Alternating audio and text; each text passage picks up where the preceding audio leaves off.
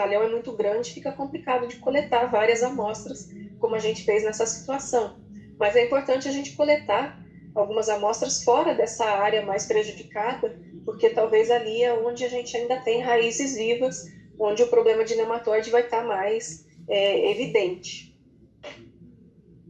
E uma vez que a gente coletou, mandamos para o laboratório, e daí começa a complicação para a gente trabalhar com nematóide em café. Como fazer a identificação? Tem muitos laboratórios que fazem identificação só via morfológica, porque infelizmente no Brasil nem todo laboratório consegue trabalhar com molecular ou com técnicas bioquímicas como a eletroforese.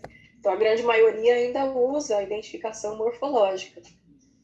Quando a gente pensa em nematóides do café, é bastante complicado, porque meloidógene, os juvenis são todos iguais, são muito parecidos entre eles. Naquele aumento ali de contagem que a gente faz, a gente não consegue distinguir qual é o juvenil de meloidógene incógnita, do exíguo ou do paranaensis. A mesma coisa para as perineais, que é aquela região da fêmea que a gente usa para fazer a identificação.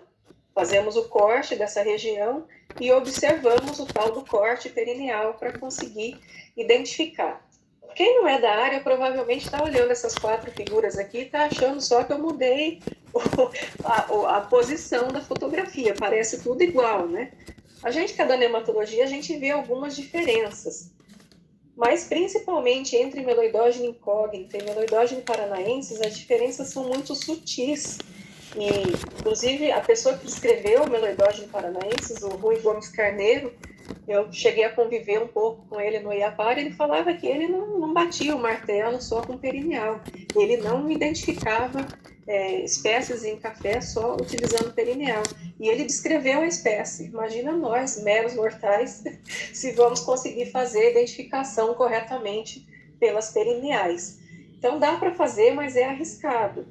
No nosso laboratório a gente não utiliza mais essa metodologia, mas tem muitos laboratórios no Brasil que ainda adotam, e a gente sabe que às vezes acaba saindo identificações bem complicadas, bem erradas, em função dessa dificuldade que a gente tem de observação de características morfológicas. Uma técnica que é um pouquinho mais segura para a gente é a identificação bioquímica, ou seja, fazendo eletroforese num gel de poliacrilamida. Nós utilizamos essa fêmea bonitinha, que isso é impossível quase ver do campo, nessa situação tão bonitinha assim, íntegra. Ela tem que estar ovipositando, que é o momento que essa proteína que a gente utiliza, a esterase, ela vai estar em maior atividade. Então ela tem que estar bem branquinha, leitosa. Muitas vezes a amostra que vem do campo a gente não consegue fêmeas nessa situação. Então, com uma única fêmea, a gente coloca ela no tampão, né, num tubinho bem pequenininho, faz a extração dessa proteína, corre o gel, e daí a gente vai observar o padrão de bandeamento desse gel e tentar identificar qual espécie de meloidógene está presente. Para a maioria das espécies, tranquilo, a gente tem padrões, apesar de ter alguma variação, a gente já tem bem descrito quais são os padrões possíveis para essas espécies. O problema é que para a exígua, como a fêmea é muito pequena, como o próprio nome diz, ele é exíguo. Então as fêmeas, o nome de meloidógene exígua vem porque as fêmeas são muito pequenininhas. Então uma única fêmea não tem a quantidade de proteína adequada para que a gente faça a identificação pela eletroforese. Então nós temos que usar mais de uma fêmea.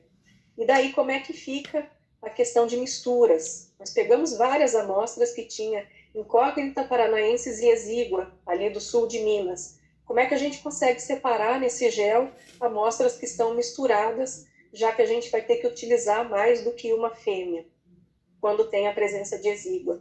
Então, acaba tendo essa dificuldade, principalmente para a questão do exígua, dificuldade com as amostras que vêm do campo, que a fêmea não está bonitinha assim. Quando não vem dessa forma, a gente tem que colocar em plantas de tomate, que é um bom hospedeiro para multiplicar esse nematóide, para que a gente consiga fazer a identificação. Isso acaba perdendo tempo, fica 30, 40 dias nessas plantas. Tempo, espaço, recursos, então acaba sendo uma técnica que para café a gente acaba não utilizando muito na rotina.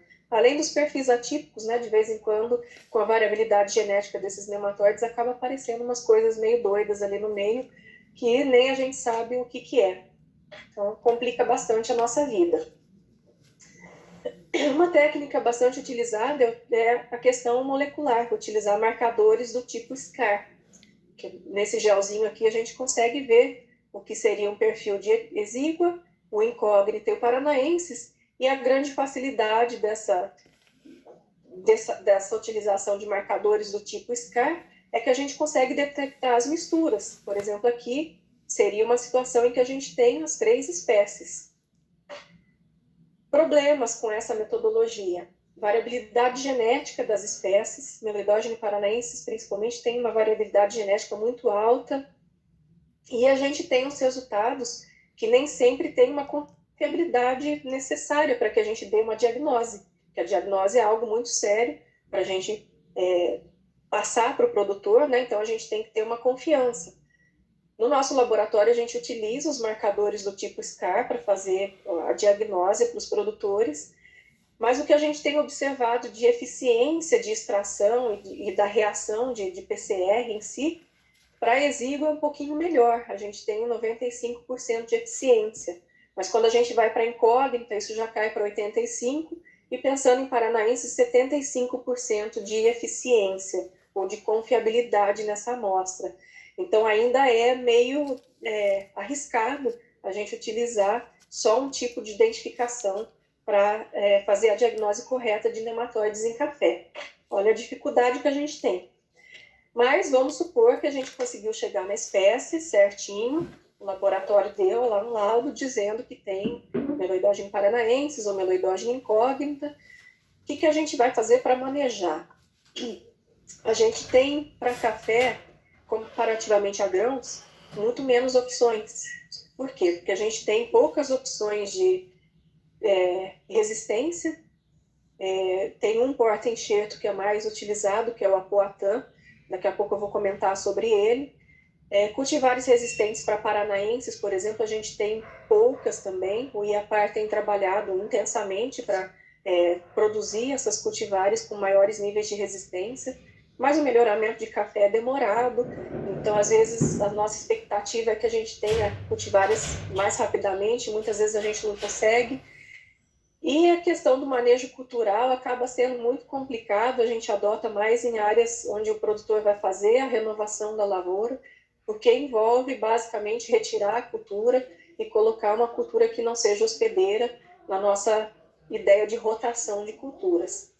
Claro que a prevenção é sempre o ideal, né? Vocês viram que tem várias amostras que a gente coletou e que não tinha a presença de nematóide, então evitar a disseminação é importantíssimo, utilizando mudas sadias, de preferência formadas em tubetes, que tem um substrato inerte, e evitar também utilizar maquinário sujo de outra lavoura para evitar a introdução de nematóides. E a gente tem, claro, outras ferramentas. Está crescendo bastante a utilização de nematicidas, tanto químicos como biológicos, principalmente lá no Cerrado. O nosso produtor no Paraná ainda tem muitas áreas pequenas e muitos produtos ainda são inviáveis economicamente para os produtores aqui do Paraná. A expectativa é com o crescimento do mercado, principalmente de biológicos, que a gente tenha produtos que tenham um preço mais acessível para que o produtor aqui do Paraná consiga utilizar também. Então, basicamente, aqui o que a gente utiliza é resistência genética. Em relação a plantas que a gente pode colocar, tanto na entrelinha, quanto pensando numa rotação, numa área que vai ser renovada, para tentar baixar a população, a gente acaba tendo as culturas de sempre, que a gente sempre bate na tecla para nematóide. Basicamente, Crotalaria spectabilis, né? Que eu acho que é uma planta quase que universal para manejo de nematóides. Independente de qual das espécies que você tenha na lavoura, essa planta ela vai ser resistente às 3 principais espécies de Meloidogene que a gente tem no café. É uma planta que é um adubo verde, que vai trazer uma boa melhoria das condições de solo. Muitas vezes o produtor consegue colocar a Crotalaria spectabilis na entrelinha, pensando mais numa melhoria de solo, mas em termos de manejo, ainda a gente não tem dados suficientes para provar que realmente esse cultivo na entrelinha acaba tendo algum benefício para a redução populacional daquele nematóide que já está estabelecido na lavoura do café. outras opções, Crotalária ocroleuca, Crotalária breviflora, que ela é bem parecida com a Spectatus, mas tem um porte mais baixo, acaba indo um pouco melhor na entrelinha. O feijão guandu anão também é bem interessante, é bem utilizado, que também é resistente. E o feijão guandu anão serve também para fazer aquele túnel de guandu, que o produtor aqui do Paraná ainda utiliza bastante, tentando evitar problemas com geada, né? Então, o feijão guandu, esse feijão guandu anão e a par 43, acaba sendo resistente para essas espécies que parasitam o café e ajudam na redução populacional, e todas essas são adubos verdes, que também vão trazer um pouco de melhoria para as condições químicas e biológicas ali do solo. Mas, como eu comentei, é mais para uma área de renovação da lavoura, seria uma rotação, e no cultivo intercalar nas entrelinhas. Outras opções, a gente tem observado também aqui no Paraná, o aumento de áreas com braquiária na entrelinha, pensando principalmente em manejo de plantas daninhas na entrelinha, né? Mas também pensando em evitar a erosão de solo, em manejo de solo. Algumas espécies de braquiária têm sido mais utilizadas, principalmente a rusisiensis, em algumas áreas do Marandu também tem sido utilizado, mas eu acho que o grosso ainda é com a rusisiensis, assim como é para as áreas de grãos também. A rusisiensis acaba sendo a mais utilizada por questões de facilidade de manejo. Aqui uma lavoura roçada com braquiária. É bastante interessante, as braquiárias também não são boas hospedeiras de meloidógeno, acabam auxiliando nesse manejo do nematóide na lavoura cafeeira, além de trazer um benefício para o solo. Também em cultivo intercalar nas entrelinhas. A braquiária tem um sistema radicular bem agressivo, né? Então ela acaba conseguindo até mesmo se infiltrar ali entre as plantas de café e acaba ajudando bastante a evitar a disseminação de meloidógeno de uma área para outra, ou mesmo entre um talhão e outro. Manejo na entrelinha também, quando a gente fala de manejo na entrelinha aqui no Paraná, muitas vezes o produtor fala, não, mas eu faço manejo na entrelinha, eu deixo a entrelinha com plantas. Só que ele deixa com plantas daninhas, como nessa situação aqui que eu tirei a foto de uma lavoura aqui do Paraná. Na cabeça do produtor, ele está fazendo manejo da lavoura, ele está deixando a entrelinha coberta, evitando a erosão do solo, evitando perda de solo e evitando que a gente leve o solo de uma área para outra pelo maquinário agrícola, mas ele deixou plantas daninhas nessa entrelinha, não colocou uma planta que vai reduzir a população do nematóide. E para quem é da nematologia, a gente já sabe que a grande maioria das plantas daninhas hospedam e multiplicam os nematóides, inclusive os nematóides que são parasitas da lavoura do café. Então, manejo de entrelinha não é deixar manejo na entrelinha não é deixar planta daninha na entrelinha, é fazer o manejo com adubação verde, com uma braquiária, com uma cobertura vegetal, para que a gente possa efetivamente ter o benefício da redução populacional e não deixar uma planta simplesmente para a gente ter uma cobertura de solo. O mais importante para a gente, sem dúvida, é o controle genético, e a escolha da cultivar é muito importante, principalmente em áreas com meloidógeno paranaensis. Para paranaenses, a gente tem basicamente essas três opções. São duas cultivares de coffea arábica, um cultivar de pé franco, né, que a própria cultivar já é resistente, que é o IPR-100 e o IPR-106, são duas cultivares do IAPAR. O IPR-100 está sendo muito utilizado, muito difundido para uso lá no Cerrado, nessas áreas em que o paranaense chegou. Aparentemente ele está indo muito bem lá. É uma cultivar bastante produtiva. O pessoal do melhoramento recomenda muito ela para utilização nas áreas infestadas. E a gente tem tido bons resultados, tanto do IPR-100 quanto do IPR-106. O 106 ainda com os níveis um pouco melhores até de resistência do que o IPR-100. E a gente tem uma outra opção, porque o produtor muitas vezes gosta de Mundo Novo, gosta de Catuaí, gosta de Iapar 107, que são cultivares que são suscetíveis, mas que ele gosta do porte da planta, ele já está acostumado com o manejo daquela cultivar. Então, muitas vezes ele quer fazer uso dessas cultivares, mas em área infestada ele já viu que não tem jeito. Então, ele pode lançar mão de fazer a enxertia. E a gente tem esse porta-enxerto bastante famoso, bem utilizado na cafeicultura, que é o porta-enxerto apoatã. O problema dele é que ele é um coffee canéfora, não é da mesma espécie de coffee arábica, que para o nosso estado é a principal espécie que é cultivada, e algumas vezes a gente tem alguma incompatibilidade entre cavalo e porta-enxerto, existe alguma desuniformidade no plantio que muitas vezes o produtor acaba desistindo do uso do porta-enxerto. E também o custo acaba sendo um pouquinho mais alto, porque ele vai ter uma operação a mais para ele conseguir produzir a muda. Então, o porta-enxerto acaba inviabilizando um pouco em algumas situações. Mas como a gente tem pelo menos 2 cultivares que são bem produtivas e que são bem resistentes para a meloidógeno paranaensis, a gente tem trabalhado bem com essas 2 cultivares. Aqui, como eu comentei, não adianta colocar cultivares suscetíveis em áreas com paranaenses. Aqui tem uma foto de uma cultivar Mundo Novo, numa lavoura infestada, altamente infestada. Após um ano só, olha como estava o sistema radicular. A gente sabe como é o custo de implantação da lavoura, é bastante elevado, em muitos casos é complicado para o produtor fazer a renovação da lavoura, e se ele escolher uma cultivar errada, em apenas um ano ou 2, ele pode perder todo o investimento que ele fez. Então, eu sempre falo que a escolha da cultivar é essencial para o sucesso da lavoura dele. Só que em muitos casos, daquelas 800 amostras, em muitos casos a gente mandava o resultado e o produtor não conseguia esperar 15 dias para sair o resultado da análise e ele já tinha negociado e comprado a muda. E daí ele me ligava desesperado. Ai, doutora Andressa, mas eu tenho meloidógeno paranaensis e eu já comprei a muda do IPR 107 que eu gosto. E agora, o que eu faço?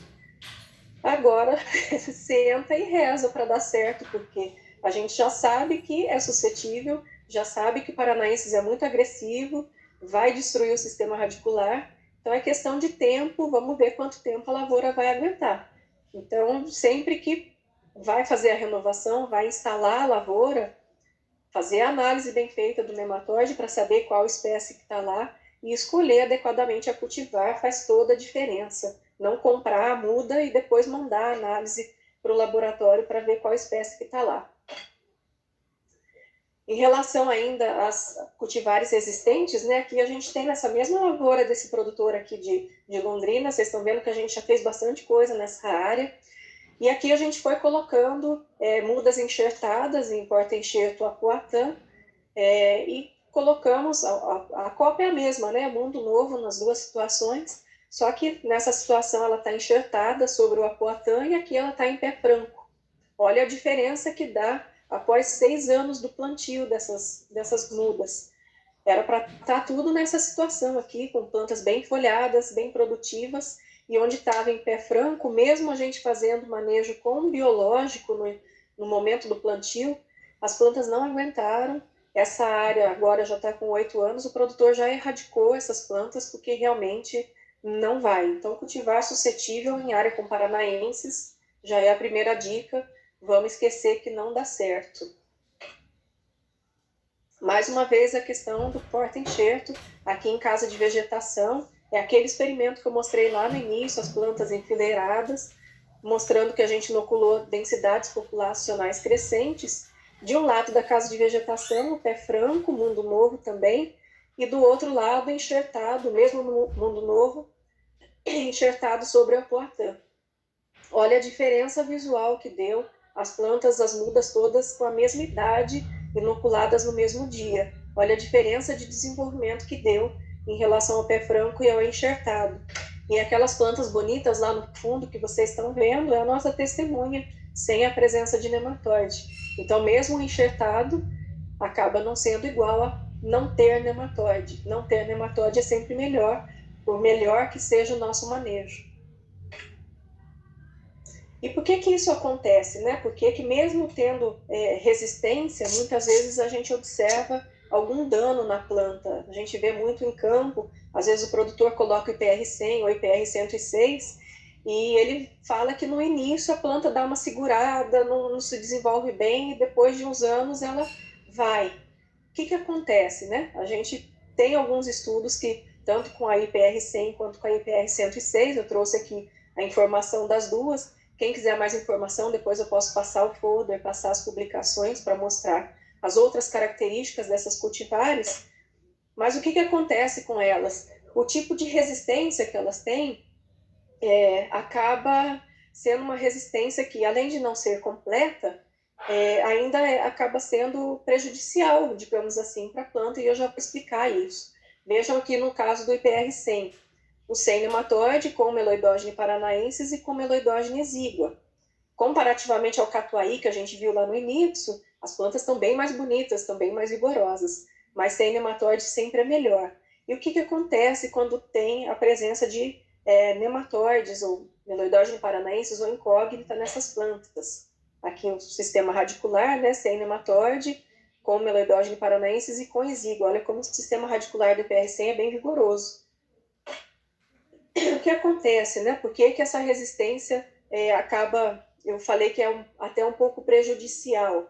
Porque é uma resistência, assim como a gente observa para outras espécies de plantas, para gênero meloidógeno, é uma resistência do tipo hipersensibilidade, ou seja, impede pouco a penetração. Muitos juvenis do nematóide conseguem penetrar nas raízes, conseguem estabelecer o tecido de nutrição dele, e a planta aborta esse tecido de alimentação. Então, imaginem áreas altamente infestadas, vários nematóides penetrando o sistema radicular e a planta abortando vários tecidos nutridores. Aqui a gente vê, nesse trabalho aqui, depois eu posso passar para quem tiver interesse, o tipo de resistência que é da 106, é o mesmo tipo de resistência do 100 e do apuatã. A planta aborta esses tecidos nutridores. E o que acontece é que ela acaba sentindo os danos porque ela está, digamos assim, cometendo quase que um suicídio para impedir o desenvolvimento do nematóide. Então, dependendo do tipo de interação que a gente tem, mesmo com cultivar resistente, a gente tem que baixar um pouquinho a população do nematóide para que, pelo menos no início, a gente não tenha esse efeito de morte de grande número de células da planta para tentar impedir o desenvolvimento do nematóide. Então, sempre quando tem populações muito altas, a gente recomenda tirar aquelas plantas, né, fazer a renovação da lavoura, colocar plantas que não são hospedeiras por pelo menos um ano, para baixar a população, para depois sim a gente entrar com a cultivar resistente e daí conseguir extrair o melhor da cultivar, o melhor da resistência. Basicamente o que eu acabei de falar. E no caso de paranaenses, a gente ainda tem essa situação de que a gente tem uma variabilidade genética muito alta. Então, mesmo cultivares resistentes, muitas vezes a gente acaba tendo algumas populações mais atípicas que conseguem parasitar essas cultivares. Então, aqui no caso do 100, do 106 e do apuatã, a gente vê que algumas populações de Meloidogene paranaensis conseguem, inclusive, se multiplicar nessas cultivares com resistência. Esse é outro problema que a gente vê em populações de Meloidogene paranaensis.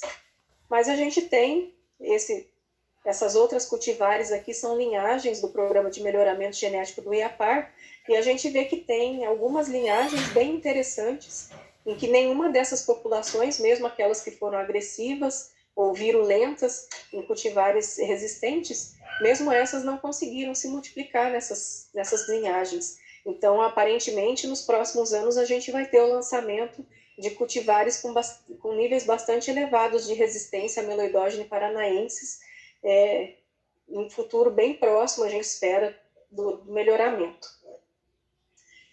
Já para finalizar, vou falar rapidamente sobre o controle químico e controle biológico. A gente tem feito alguns trabalhos com alguns nematicidas lá no IAPAR.